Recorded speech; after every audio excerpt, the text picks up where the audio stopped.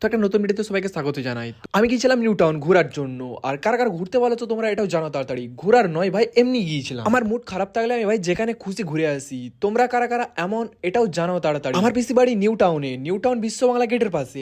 আর আমি ছাদে উঠে ভাই আমি ভিউটা উপভোগ করি। কিছুক্ষণ ছাদে থাকার পর আমি বললাম একটু ঘুরে আসি। সামনে সামনে একটা ছোট পার্ক হয়েছে, পার্কে যে একটু বসবো, একটু ঘুরবো, আর কি কি না আছে পার্কে ওটা তোমাদেরকে পুরোটা দেখাবো। কারণ আমি ইকো পার্কে যেতে পারবো না, কারণ আমাকে বাড়ি চলে যেতে হবে।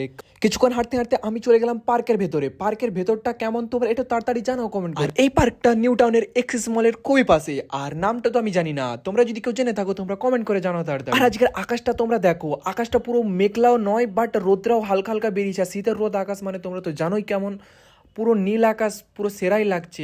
আর পাশে বিল্ডিং গুলোর জন্য আরো অসাধারণ লাগছে। আর দেখো এখানে ছোট ছোট বাচ্চাদের খেলার জন্য কিছু জিনিস আছে। আর এখানে বসার টেবিলটা তোমরা দেখো পুরো ইউনিক অনেক। এইরকম ইউনিক ইউনিক ভিডিও দেখার জন্য তোমাদেরকে তো অবভিয়াসলি ফলো করতে হবে। আর ফলো করে প্লিজ 100 ফলোয়ার্সটা কমপ্লিট করতে হবে তাড়াতাড়ি। শেয়ার করো তাড়াতাড়ি, কি করছো আর তোমরা। আর এইখানের ভিউটা দেখার পর আমার তো ভাই অসাধারণ লাগলো, মনটা ফ্রি হয়ে গেল পুরো। দিয়ে আমি তো পুরোটাই ঘুরতেই আছি ঘোরা আমার কমপ্লিটই হচ্ছে না। কারণ একটা পুকুরের চারপাশে পুরো গাছ লাগিয়ে পুরো পার্কের মতো করে দিয়েছে। কারণ এটা অনেকটা বড় জায়গা, ঘুরতে তো অনেকটা টাইম লাগবেই। আর এটা বিকেলে এলে আরো অসাধারণ লাগতো। আর এই ফুলগুলো দেখো পুরো অসাধারণ লাগছে। সন্ধ্যাবেলা আমরা চলে গেলাম এক্সিস মলের দিকে। আর মলে গিয়ে আমরা চলে গেলাম ফার্স্টেই জুতোর কালেকশন। আর জুতোর কালেকশনে যে দেখলাম ভাই এগুলো তো আমার অলরেডি আছে। ব্যারাকপুর জুড়ে থেকে আমি অলরেডি এগুলো পারচেস করাই আছে আমার। এগুলো কলেজ পড়ার জন্য এগুলোই বেটার আমার জন্য। জুতোর কালেকশন দেখার পর আমরা চলে গেলাম ওপরে দিদির কিছু ড্রেস নেওয়ার জন্য। আর দিদি কিনতেছে ড্রেস, আর আমি আয়নার সামনে দাঁড়িয়ে নাটক করতেছি। আর নাটক ভাই নাটক তো আমি জানি, আমি আয়নার সামনে দাঁড়ালে আমি একটু আর্ট ভঙ্গি করতে বেশি ভালোবাসি। আয়নার সামনে দাঁড়িয়ে 10 বার বাইসেপ আর ট্রাইসেপ দেখতে দেখতে ভাই টাইম চলে গেল আমার। আর আজকে ভিডিও এখানে শেষ করছি।